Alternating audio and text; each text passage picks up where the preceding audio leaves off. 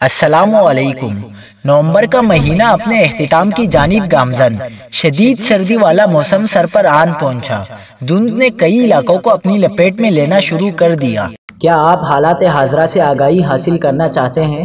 خبر کے پیچھے چھپے اصل حقائق جاننا چاہتے ہیں تو ابھی سبسکرائب کیجئے جلمل پاکستان کو اور ساتھ ہی گھنٹی کے نشان پر کلک کر دیں۔ آپ کو بتاتے چلیں کہ ملک کے شمالی ریجن میں موسم سرما کا پہلے سے ہی آغاز ہو چکا۔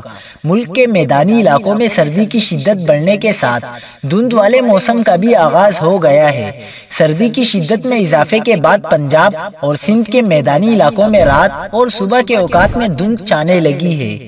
رات اور صبح کے اوقات میں دھند ہونے کی وجہ سے شہریوں کو کافی مشکلات کا سامنا کرنا پڑتا ہے۔ محکمہ موسمیات کے مطابق کراچی میں رات میں سرد ہوائیں چلنے کا امکان ہے۔ آنے والے دنوں میں شہر قائد میں سرد ہوائیں چلنے کا امکان ہے اور چند روز بعد سردی کی شدت میں مزید اضافہ ہوگا۔ محکمہ موسمیات کے مطابق اندرونی سندھ میں شدید دھند رہنے کا امکان ہے۔